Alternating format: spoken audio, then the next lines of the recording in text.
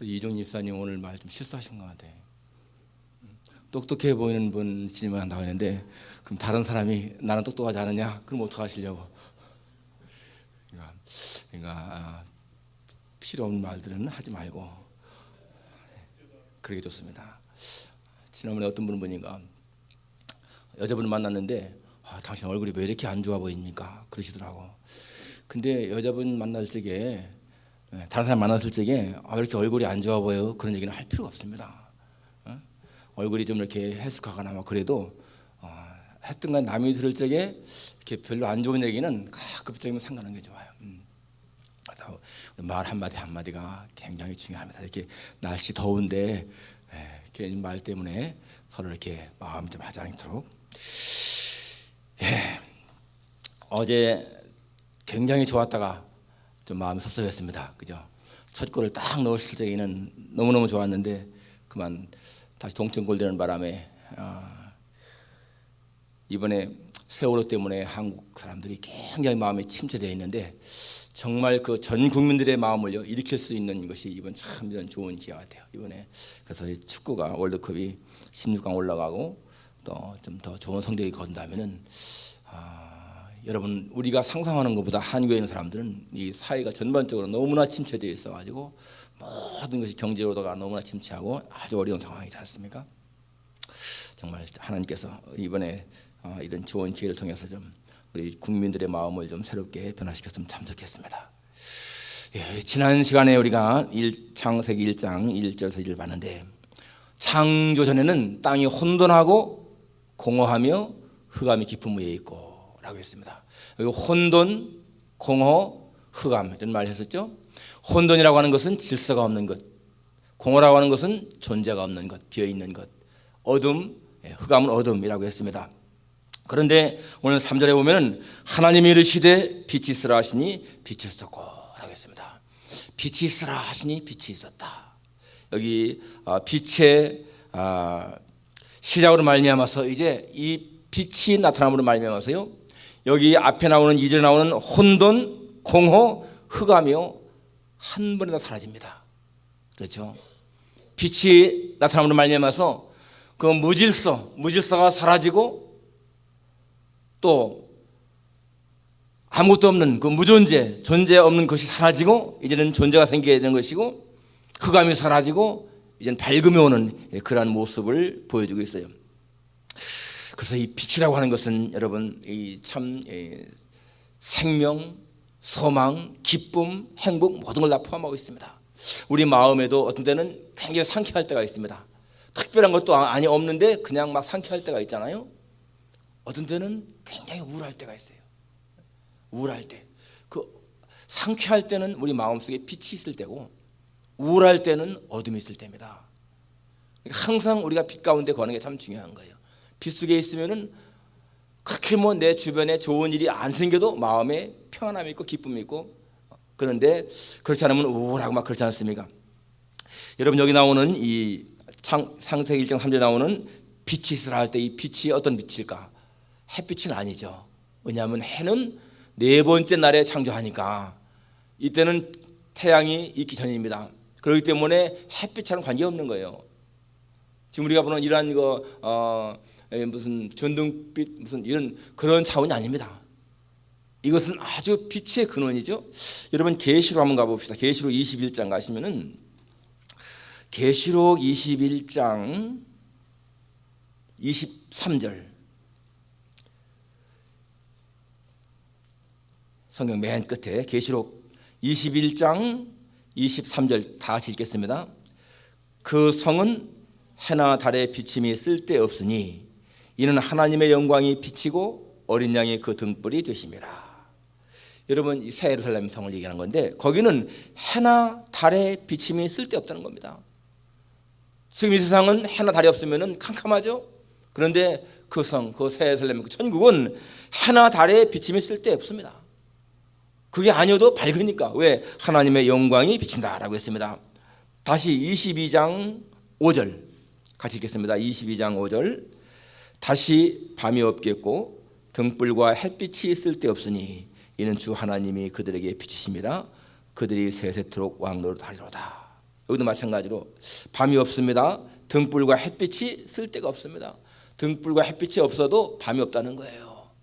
왜냐하면은 주 하나님이 그들에게 비추시기 때문에, 하나님 자신이 비추시기 때문에. 그러니까 여기 창세기 1장 3절에 나오는 이 빛이라고 하는 것은 전혀 이 햇빛과는 관계없는 그런 것입니다. 여러분, 달이라고 하는 것은 다른 빛을 비추지만은 사실은 반사체잖아요. 태양의 빛을 받아서 반사하는 것이 달인데, 태양도 마찬가지입니다. 태양은 발광체라고 하지만은 사실은 이 빛이 없으면은 태양도 빛을 받을 수가 없는 거죠. 그러니까 이 빛은 모든 빛의 근원이라고 볼 수가 있습니다. 그러니까 이 빛이 있었고, 빛이 하나님 보시기에 좋았더라라고 했습니다. 이 빛이 하나님 보시기에 좋으셨다. 빛은 하나님 보시기에 좋을 정도면요, 모든 게 좋은 거예요. 그러니까 우리에게도 빛이 비치게 되면, 이 빛이 비치게 되면은 좋은 것이죠. 아주 기쁨이 있고 충만함이 있고. 그런데 하나님이 빛과 어둠을 나누사, 빛과 어둠을 나눴다고 했습니다. 그래서 빛을 낮이라 부르시고 어둠을 밤이라 부르셨다. 여기 빛과 어둠을 나누셨다. 여러분, 빛과 어둠은요 섞일 수가 없습니다. 빛이 비치면 어둠은 사라지게 되어 있어요. 그런데 영적으로 보게 되면 이 빛과 어둠이요 자꾸 혼합할 때가 있습니다. 성경에서 하나님이 요구하시는 것 가운데 가장 특별한 것이 뭔가 하면은 우리의 거룩이죠. 성도의 거룩. 요새 새벽에 신명기 나가는데 신명기도 보게 되면 하나님께서 하시는 말씀이 계속 반복하십니다. 너희는 이웃 나라의 신들을 섬기지 말라. 너희 가운데 선지자나 꿈을 꾸는 자가 이적과 기사를 행하면서 우리가 한 번도 섬긴 적이 없는 다른 신을 섬기자 할지라도 따라하지 말라. 굉장히 그 말씀이 반복해서 계속 나옵니다. 너희는 하나님의 명령과 법도를 지켜 행하라. 이방신을 섬기지 말라. 이방 민족과 통혼하지 말라. 그 말이 계속 나와요. 그게 뭔가 하면은 거룩성을 상실하지 않게 하려고 그런 겁니다. 이방 신들과 어울리게 되면은 이게 자꾸 혼합되어서 나중에는 다 이게 자신이 오염되거든요.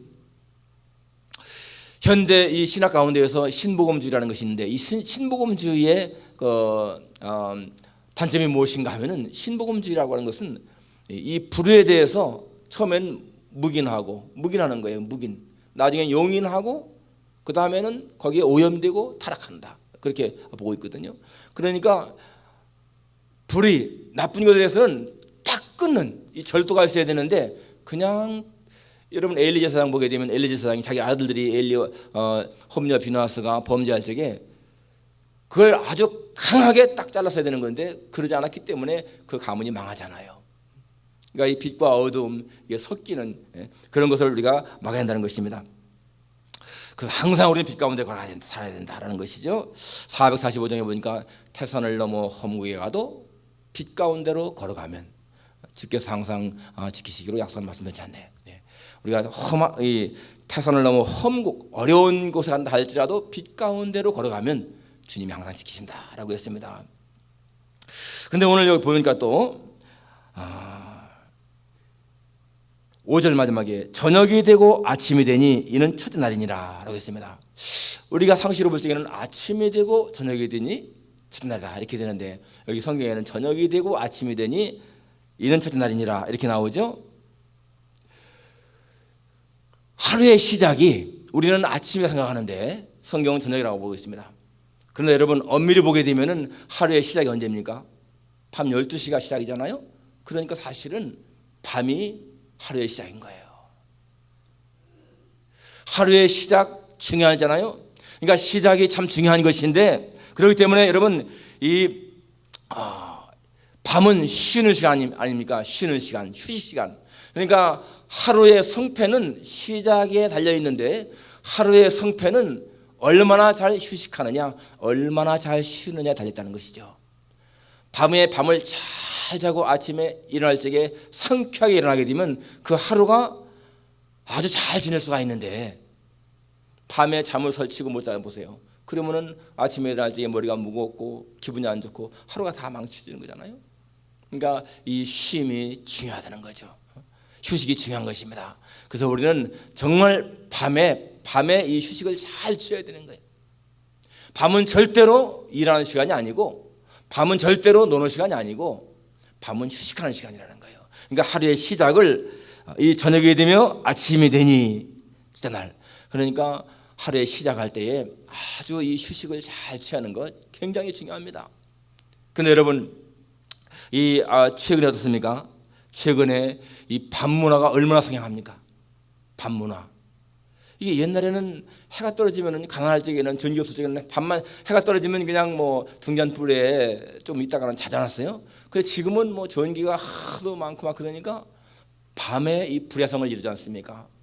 밤 문화가 얼마나 성행합니까? 그런데 이 밤 문화가 성행한 곳은요, 언제나 타락합니다.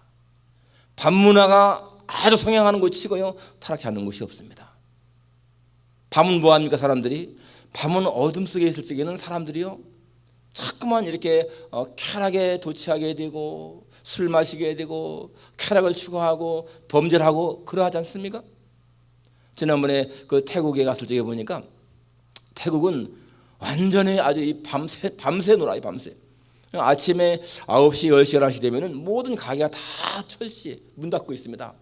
그 사람들이 새벽 5시까지, 6시까지 그렇게 장사하고는요, 낮에는 잔다는 거예요. 아침 내내, 오전 내내. 그러니까 이 밤에 왕성한 그러한 가게나 이런 것들은요, 전부 다가 범죄 요소가 많이 있는 거잖아요.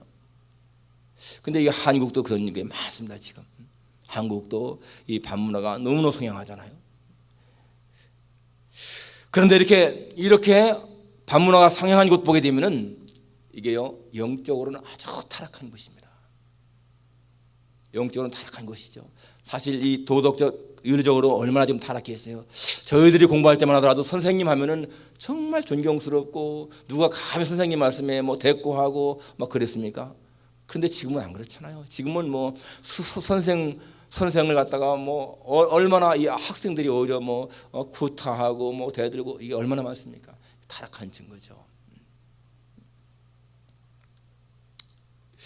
청교도들이 이 미국에 처음 왔을 적에는, 물론 그 당시에는 뭐 이렇게 문명도 발달하지 않았을 거겠지만은 9시 이전에 거의 다 잤다는 거예요. 그러니까 청교도 글에 보게 되면 9시 이후에도 깨어 있다는 것은 죄다, 이렇게 말이 나온다는 겁니다. 그러니까 여러분, 창조 원리가 뭐예요? 하나님의 창조 원리는 밤에는 자고 낮에는 일하고, 그게 창조 원리거든. 그런데 근데 문명이 발달하다 보니까 밤에도 일할 수 있도록 사회 구조가 변하는 거예요. 뭐 기계를 멈출 수가 없으니까 밤에도 일해야 된다. 모든 게 다 그렇잖아요. 하나님이 창조할 적에는 낮에만 일해도 살 수 있도록 다 지으셨는데, 인간의 문명이 발달하면서 밤에까지 일해야만이 살 수 있도록 바뀐 거, 이건 하나님의 창조 원리가 아니거든요. 그러니까 참 이 문명이, 여러분, 이 문명이 발달한다고 하는 것은 어떻게 보면은 하나님의 그 뜻에 거부할 때가 많습니다. 거부할 때가. 이 바벨탑 보십시오. 바벨탑, 그 당시에 바벨탑을 쌓은 곳은 가장 문명이 발달한 곳이거든요. 그런데 그것이 뭐예요? 하나님을 거역하는 것이지 않습니까? 그러니까 인간은 문명이 발달할 때 그 문명의 이기를 가지고 하나님을 잘 섬기는 것이 아니라 오히려 하나님을 거역하는 데 쓰는 경우가 많다는 것입니다. 그러니까 이 문명의 많은 이기들, 예를 들면 우리가 쓰는 이 스마트폰 같은 것도 사실은 좋게 쓰면 참 좋지만은, 이 모든 것들이 다 어떻게 보면 하나님을 대적하는, 하나님을 거역하는, 하나님을 거부하는 그러한 도구가 될 수 있다는 거예요. 참 무서운 것이죠. 그런데 오늘 우리 본문을 읽으면서 참 이렇게 우리의 마음에 참 중요하게 생각할 것이 뭔가 하면 3절에 하나님이 이르시되 빛이 있으라 하시니 빛이 있었고, 이 말씀을 한번 생각해 보세요. 빛이 있으라 하시니 빛이 있었다.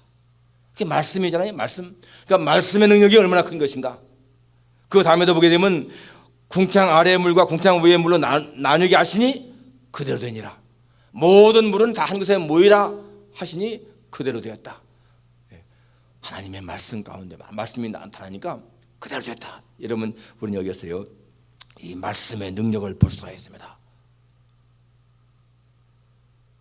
요한복음 1장 1절에 태초에 말씀이 계시니라. 이 말씀이 하나님과 함께 계셨으니 이 말씀은 곧 하나님이시라. 그가 태초에 하나님과 함께 있었고 만물이 그로 말미암아 지은 바 되었으니 지은 것이 하나도 그가 없이는 된 것이 없느니라. 그 말씀이 누구예요? 14절에 나오는 것처럼 말씀이 육신이 되어 우리 가운데 거하시니 라고 나오지 않습니까? 말씀이 육신이 되어 우리 가운데 거하시니, 예수님이잖아요. 그러니까 여기 지금 여기 하나님이 이르시되 빛이 있으라 할 때에 바로 예수님 자신이 거기에서 창조 사역을 같이 하신 것이 있잖아요. 그래서 여러분 이 말씀이 얼마나 능력 있는 것인가를 우리가 알 수가 있어요. 말에는 능력이 있습니다. 이 집사님 잠깐만 한번 일어서 보십시오. 네, 앉으십시오. 보세요. 이게 말의 권위거든요. 말의 권위 쓴 거예요. 말은 사람을 움직입니다. 여러분 재판관이 말이죠, 사형을 언도한다 그러면요 그 사람 목숨이 끊어지는 거예요. 이 말에 얼마나 능력이 있습니까? 이 말이 왜 능력이 있습니까? 그게 어설트가 있거든요. 권위가 있거든요. 지금 집사님 같은 경우도 제가 일어서라고 하니까 저의 권위를 인정해서 일어서는 거야. 만일에 여기서 다른 애가 집사님 일어서 보세요, 그럼 일어서겠어요?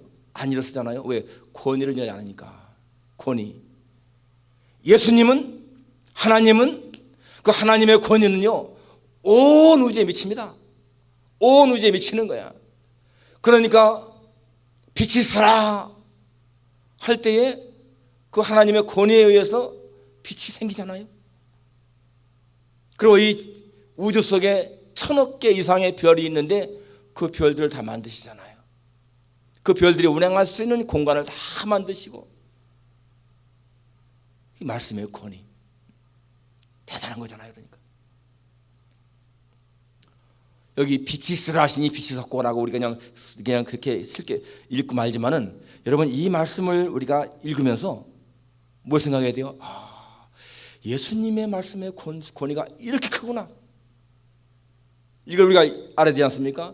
그러니까 성경에 나오는 예수님이 문둥병자가 와서 주여 원하시면 저를 깨끗하게 할 수 있습니다 라고 할 때, 내가 원하는 깨끗함을 받으라 라고 할 때 그 문둥병자가 깨끗해졌습니다. 그거요 아무것도 아니잖아요. 아니 빛이 있으라, 태양이 있으라, 달이 있으라 할 때 달이 다 생겼는데 그 문둥병자 그 병 깨끗해져라 라고 한 거, 그거 낫는 게 대단한 거겠습니까? 그건 정말 창조에 비하면 아무것도 아니잖아요. 그 예수님의 말씀의 권세가 얼마나 큰 것인가. 우리가 이 창세기 1장을 믿게 되면은 성경 전체가 다 믿어지죠. 그리고 창세기 1장 여기 나오는 1장에서 이 몇 절 이게 믿어지지 않으면은 사실은 성경을 안 믿는 겁니다. 이게 믿어지게 되면은 뭐 예수님이 하신 그 많은 말씀들, 예수님이 바람을 향해서 잔잔하라, 고요하라, 그런 것도 마찬가지잖아요. 하나님의 그 권위가 전 우주에 미치는데 바람 풍랑 잔잔케 하는 건 아무것도 아니지 않습니까? 귀신에게 나오라 라고 할 때 그 귀신이 순종할 수밖에 없는 것 당연하잖아요. 그러니까 하나님의 말씀의 권세가 믿어지고 이 창세가 믿어지면은 전체가 다 믿어지는 거예요.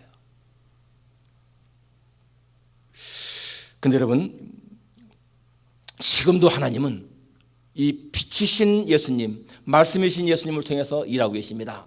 예수님 말씀에 아버지께서 이제까지 일하시니 나도 일한다, 이런 말씀하셨거든요.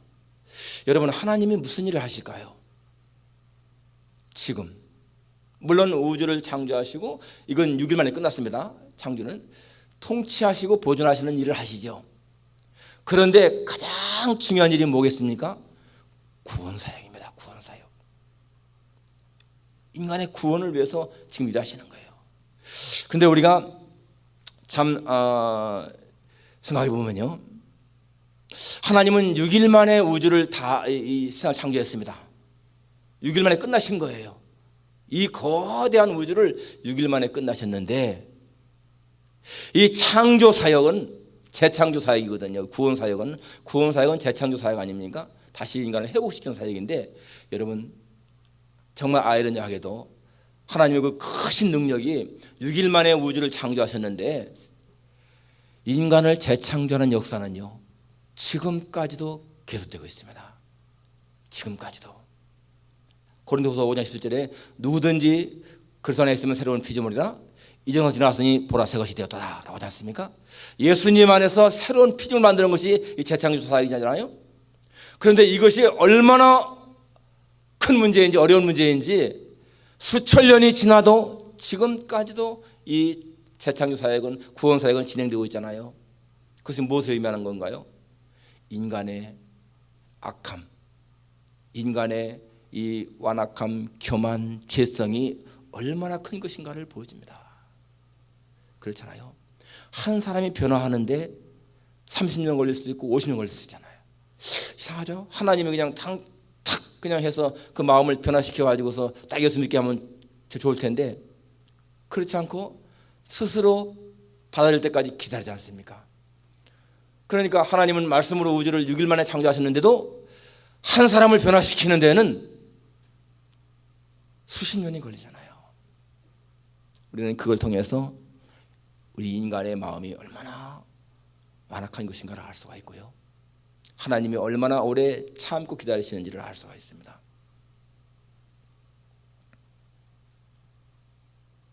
인간의 본성은 항상 어둠 속에 좋아합니다. 어둠 속에.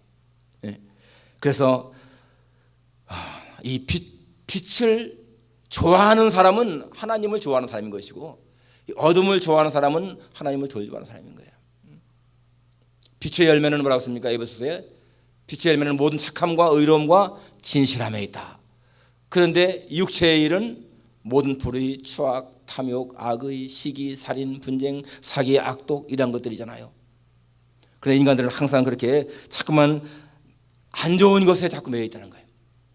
그런데 우리 예수 믿는 사람들에게는 하나님의 영광의 빛이 비치기 때문에 그 빛 때문에 우리는 이 세상을 살아갈 힘을 얻는 거죠. 우리는 기억해야 됩니다. 이 빛과 어둠이 있는데 이 빛 속에 살게 되면 우리는 항상 행복하고 마음에 밝음이 있고 기쁨이 있고 행복이 있는데, 어둠 속에 있게 되면 항상 불안하고 항상 불행을 느끼고 그렇습니다. 여러분, 이 나무 조각이요, 습한데 물기 있는데 어두운 데 있으면은 그 밑에는 막 지렁이니 막 징그러운 벌레들이 많이 모여듭니다. 그런데 그 나무 토막을 햇빛 속에 딱 갖다 놓게 되면 다 도망가 버리잖아요. 그런 것들이 어둠 속에 이런 나무 쪽을 갖다 놓게 되면 그 속에 정말 나쁜 그런 더러운 벌레들이 많이 모여드는 것처럼 우리의 심령이 어둠 속에 있게 되면 그렇게 나쁜 것들이 막 모여들게 되어 있어요. 그런데 우리의 마음이 빛 속에, 하나님의 빛 속에 딱 노출되게 되면 그런 아주 나쁜 것들은 다 살아나는 거죠. 나쁜 생각들이. 여러분, 우리가 항상 하나님 말씀 가까이 하는 것, 왜 그렇습니까? 하나님 말씀 가까이 하는 것 자체가 빛을 가까이 하는 것이거든요. 우리가 이렇게 예배 나오고 성경을 자꾸 가까이 하고 이 모든 것들이 뭐예요? 빛 가운데 가까이 나가는 거잖아요. 그러니까 하나님의 빛 가운데 가까이 나가게 되면은 우리의 심령 속에 그러한 부정적인 것들이 모여들지 않고 다 떠나가 버리잖아요. 그럼 우리의 마음속에 깨끗해지고 거룩해지고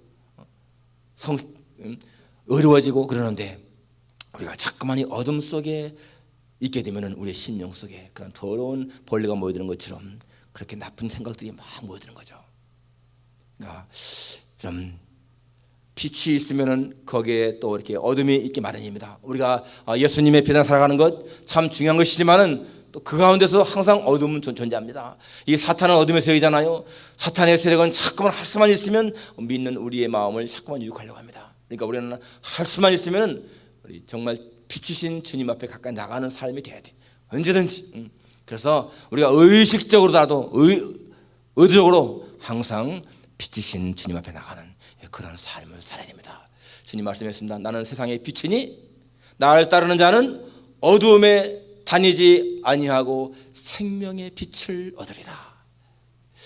생명이신 주님, 그 빛이신 주님을 따라가는 여러분과 저의 삶이 되어서 우리의 삶의 어둠에 매이지 아니하고 항상 밝은 빛 속에 살아갈 수 있기를 주님의 이름으로 축원합니다. 기도하겠습니다. 거룩하신 아버지 하나님, 하나님이 가라사대 빛이 있으라 하시니 빛이 있었고라고 했습니다.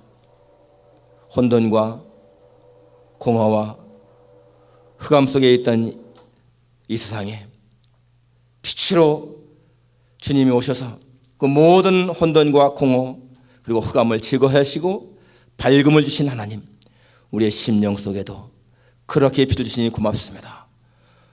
창조의 원리와 구원의 원리가 같다는 것을 깨닫습니다. 우리가 구원받기 전에는 그렇게 혼돈 속에, 어둠 속에, 공허 속에 살았는데 이제는 주님이 오셔서 우리를 구원하심으로 말미암아서 이제는 빛 가운데 살게 하시니 정말로 감사합니다.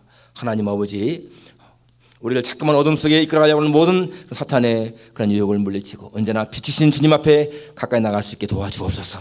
우리의 심령이 항상 빛 가운데 있을 적에는 죄의 요소들이 멀리 떠나게 되지만은 우리가 자꾸만 어둠 속에 거하게 될 적에는 죄의 요소가 우리를 유혹하는 것을 깨닫습니다. 하나님 아버지, 주 앞에서 거룩성을 항상 유지할 수 있도록 주님, 우리의 모든 생각과 우리의 말과 행실을 지켜 주옵소서.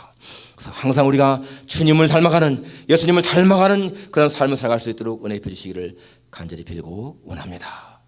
감사를 드리며 예수님의 이름으로 기도하옵나이다. 아멘. 찬송가 84장입니다.